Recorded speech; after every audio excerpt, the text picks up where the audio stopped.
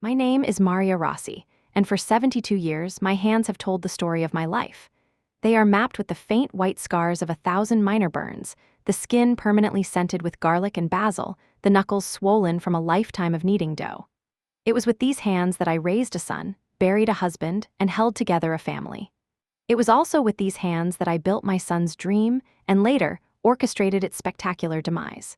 The dream was called Marco's Trattoria. My son Marco had always possessed a sliver of my passion for food, but it was overshadowed by a much larger passion for the idea of being a restaurateur, the acclaim, the prestige, the name in lights. When he came to me with a business plan and stars in his eyes, my heart swelled. I saw my late husband, his father, in his ambition. I ignored the whispers of my own caution and gave him everything. My entire life savings, the nest egg Roberto and I had painstakingly built over 40 years, became the seed capital for his ambition. We found a beautiful corner location in the heart of the city's blossoming food district. Marco handled the decor and the marketing. I handled the soul. The menu was a sacred text, a direct transcription of the recipes handwritten in my mother's and grandmother's worn leather-bound books. Every dish, from the aita bolognese to the featherlight gnocchi, was a ghost from my past, a culinary heirloom passed down through generations of Rossi women. This was my legacy, and I was gifting it to him. The first 2 years were a whirlwind of joyous exhaustion. We were a team. I would arrive in the kitchen before dawn, the familiar ritual of simmering sauces and baking bread a prayer to start the day. Marco would work the front of the house, his charm and my cooking proving to be an intoxicating combination. We were a success, a small but undeniable success. People didn't just come for the food, they came for the story. They came for the authenticity, for the sight of a genuine Italian nonna in the kitchen, her hands dusted with flour. I was the heart of the restaurant, and Marco, to his credit, was its handsome face. He would bring food critics to the kitchen to meet me, boasting, "My mother is the magic, the secret ingredient." I would blush, wave a wooden spoon at them, and feel a pride so fierce it felt like a physical ache in my chest. My son, my Marco, was a success, and I had helped him achieve it. But success, I would learn, is a dangerous fertilizer. It can make beautiful things grow, but it can also cultivate the weeds of arrogance that were already dormant in the soil of my son's character. He started to change, the transformation so gradual I almost didn't see it happening. It began after the first major review, a glowing piece in the city's most prestigious magazine that called him a culinary prodigy. The article mentioned me, of course, but as a charming footnote, a rustic inspiration for his brilliant interpretation of classic dishes. He was the artist, I was merely the muse. He began to believe his own press. The we of our partnership slowly, insidiously, became, it was no longer our restaurant, it was his brand.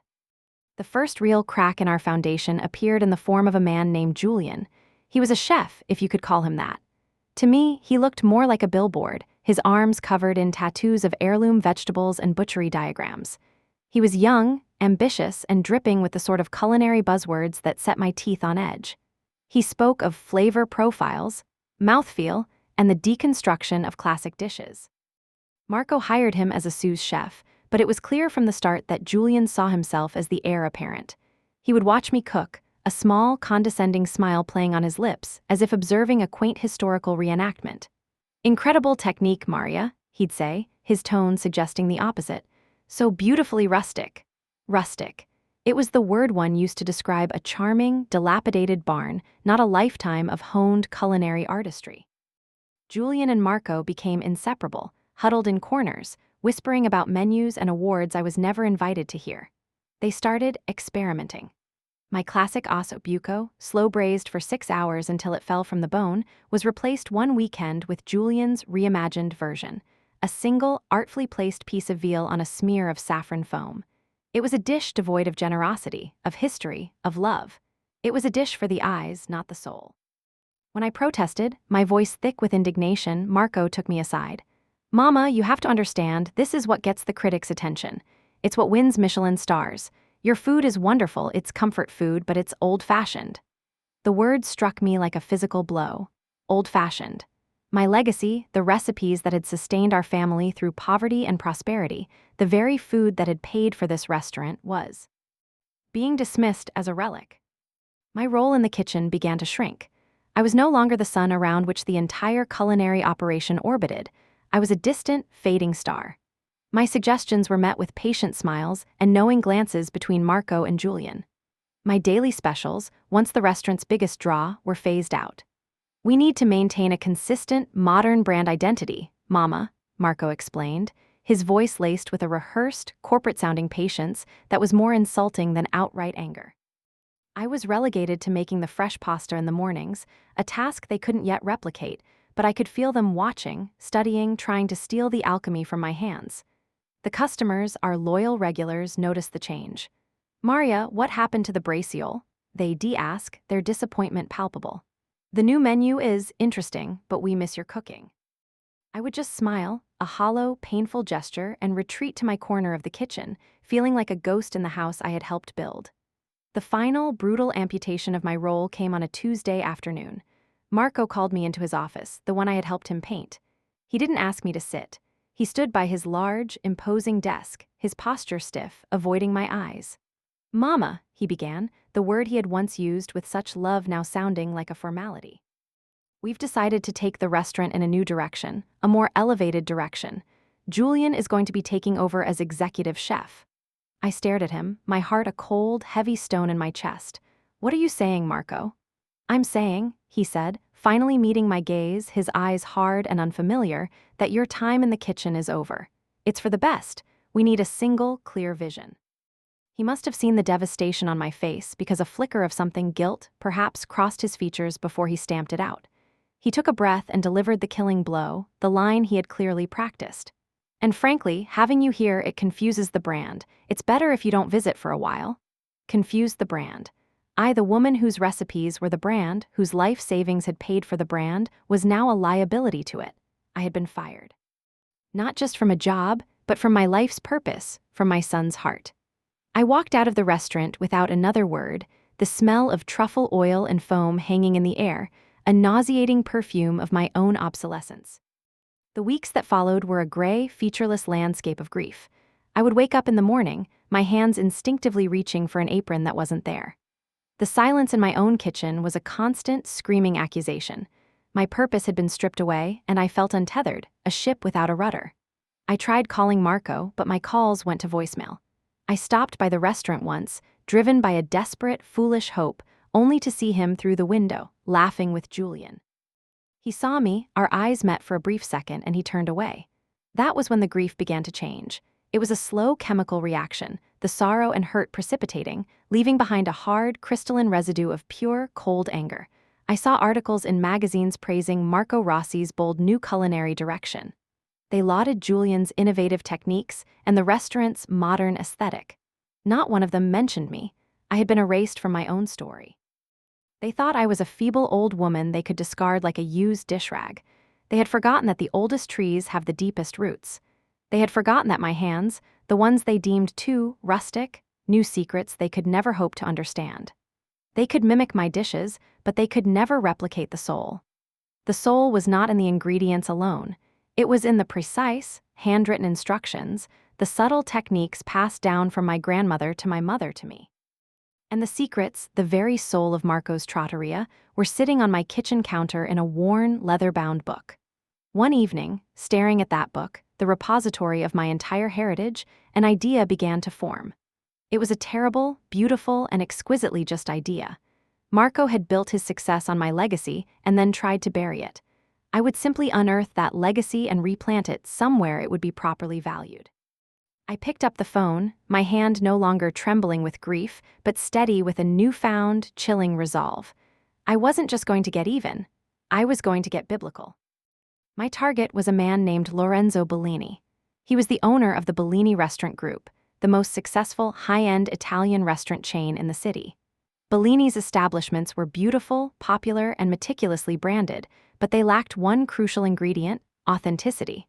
They were a corporate executive's idea of an Italian trattoria, technically perfect but utterly soulless. They were also Marco's most envied and feared competitor, Lorenzo Bell. Bellini was a shrewd, formidable businessman, a shark in a beautifully tailored suit. Getting a meeting with him was a challenge, but I had an advantage. My name, Maria Rossi, was still whispered with reverence among the city's true food lovers. the ones who remembered the early days of Marco's Trattoria. I made the call, not to his corporate office, but to the private line of the manager at his flagship restaurant, a man whose cousin I had known for years. I left a simple message: tell Mr. Bellini that the secret ingredient he's been missing is willing to talk. To my surprise, he called back himself within the hour. His voice was skeptical but intrigued. "Mrs. Rossi," he said, his tone a mix of curiosity and caution. "You have my attention. What is this about?" "It's about my recipes, Mr. Bellini," I said calmly. "The ones that made my son's restaurant famous. The real ones. I believe they might be of interest to you." There was a pause on the other end of the line. I could almost hear the gears turning in his sharp, calculating mind. He knew Marco's Trattoria. He knew its reputation, and he certainly knew of its recent, puzzling decline in quality, a fact the city's food blogs had been buzzing about. "A meeting," he said finally. "My private tasting kitchen, tomorrow at noon, and Mrs. Rossi, bring your grocery list." This wasn't going to be a negotiation of words. It was going to be an audition. And I knew, with the certainty of a lifetime spent in the kitchen, that it was an audition I could not fail. The next day, I didn't walk into Lorenzo Bellini's pristine, stainless steel tasting kitchen with a briefcase and a lawyer. I came with 2 worn canvas bags filled with produce from the market, a small wooden crate containing my most essential pots and pans, and my grandmother's recipe book. Lorenzo was there with his 2 top executives, their expressions a mixture of skepticism and amusement. They expected a pitch, a presentation. I gave them a performance. For the next 3 hours, I cooked. I didn't speak much. I let my hands do the talking. I made them my simple tagliatelle al ragu, the sauce a deep, complex mahogany, simmered for 8 hours with a secret combination of herbs my grandmother had sworn me to secrecy over. I made them the ricotta and spinach gnudi, so light they were like clouds, served with brown butter and sage. And for the finale, I prepared my pollo alla cacciatora, a humble dish of chicken braised with wine, herbs, and vegetables, but one that, when made correctly, tasted of the Italian countryside, of history, of home. I plated the food on simple white dishes and set them on the table. The 3 men, who had likely eaten in the finest restaurants in the world, fell silent as they took their first bites. I watched Lorenzo Bellini's eyes close as he tasted the ragu. A flicker of something, surprise, then recognition, then profound appreciation, crossed his face. It was the look of a man who had been selling expertly made copies his entire life and had just come face to face with the original masterpiece.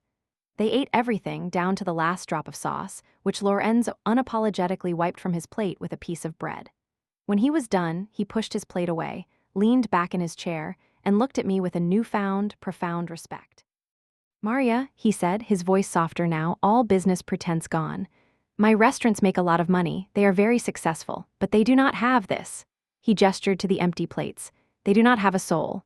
"My son thought my soul was old-fashioned," I said quietly. Lorenzo scoffed, a sharp, dismissive sound. "Your son is a fool. He was given a kingdom and didn't realize the crown jewels were his own mother. So let's talk about the price of those jewels." The negotiation was surprisingly swift. Lorenzo Bellini was a man who knew value when he saw it, and he wasn't just seeing a collection of recipes. He was seeing a story, a brand, an authentic legacy that he could build a new empire upon.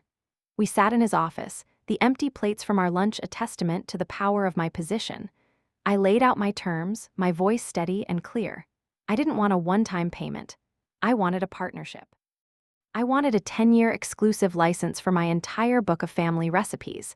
I wanted a 7-figure signing bonus, a significant percentage of the gross revenue from any dish sold using my name, and a title. "I want to be the head culinary consultant for the Bellini Group," I stated, looking him directly in the eye. "I will train your chefs. I will oversee the quality control. My name will be on the menu, and my standards will be in the kitchen." Lorenzo's lawyers blinked at the audacity of my demands. Lorenzo simply smiled. "It's more than I expected," he admitted, "and worth every penny." He saw the marketing potential immediately. The story was perfect. The betrayed Italian matriarch, the keeper of authentic secrets, finding a new home. It was a narrative that would resonate with every diner tired of soulless, trendy cuisine. We signed the preliminary agreement that afternoon. But Lorenzo had one more thing to add, a final flourish that was either a stroke of marketing genius or a gesture of pure Machiavellian aggression. "I've been looking to open a new flagship location in the city's food district," he said, a predatory glint in his eye. In fact, a space just became available. It's a bit of a bold move, but I think it sends the right message. He slid a real estate prospectus across the desk. The address was one I knew well. It was the recently vacated storefront directly across the street from Marco's trattoria. While I was securing my future, Marco was busy dismantling his. His restaurant, once the talk of the town, was beginning to falter. The new menu, Julian's supposed masterpiece of modern cuisine, was a critical and commercial failure. The foams and gels and smears on the plate were beautiful to look at, but they were unsatisfying, pretentious. The soul had been ripped out of the kitchen, and the customers felt the void. The old regulars stopped coming, and the trendy new clientele, drawn in by the hype, rarely returned for a second visit. Online reviews were brutal. Used to be the best Italian in the city, now it's an overpriced science experiment, one wrote. Another lamented, they got rid of the nonna and the heart of the food went with her. Marco, from what I heard through the city's relentless gossip mill, was in a state of furious denial. He blamed the customers for having unsophisticated palates. He blamed the critics for not understanding his vision.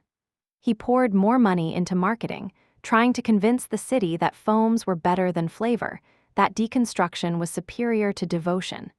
He was frantically trying to rewrite the story of his own success, to erase me as the author and insert himself.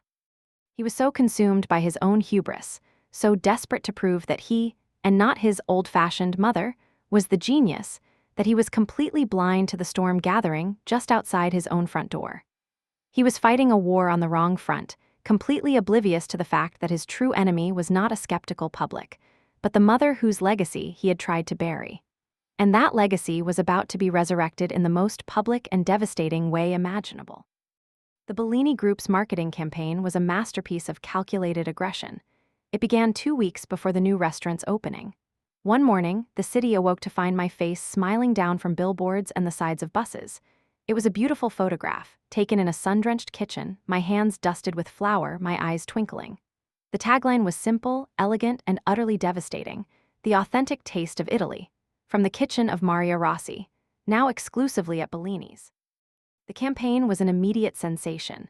It was a story everyone could understand: authenticity, family, and betrayal. The city's food media went into a frenzy, retelling the story of how Marco had pushed me out and how Lorenzo Bellini had wisely swept in to rescue a culinary treasure. I was no longer a charming footnote in my son's story, I was the headline of my own. The centerpiece of the campaign was the grand opening of the new flagship restaurant, Bellini's by Maria Rossi. The location, directly across the street from Marco's trattoria, was no longer a secret. It was a declaration of war. I spent the weeks leading up to the opening in the new kitchen, a sprawling, state-of-the-art facility that Lorenzo had spared no expense on. I trained his team of chefs, not just on the recipes, but on the philosophy behind them. I taught them to respect the ingredients, to cook with patience and love, to understand that the best food is not about ego, but about generosity. They were young, eager, and respectful. For the first time in a long time, I felt valued. I felt home. On the night of the grand opening, I stood in the kitchen, the familiar heat of the ovens on my face, the chaotic symphony of a busy service music to my ears. I felt a pang of sadness for what I had lost with Marco, but it was overshadowed by a profound sense of justice and rebirth. The war was about to begin, and I had built a fortress of flavor, ready for the siege. The night of the grand opening was a spectacle. A red carpet was rolled out on the sidewalk, and the city's most influential people, politicians, celebrities, and food critics, poured into Bellini's by Maria Rossi. The restaurant was glowing, a warm, inviting beacon of light and energy. Inside, the air was filled with the intoxicating aromas of my childhood: simmering garlic, fresh basil, baking bread. It was the scent of home, the very scent that had once been the signature of the restaurant across the street. And across the street, at Marco's trattoria, there was near total silence. The restaurant was a dark, hollowed-out cavern. Only a handful of tables were occupied, the few remaining patrons looking forlorn like attendees at a wake. From my vantage point in the bustling kitchen, I could see Marco. He wasn't in his own dining room, rallying his staff.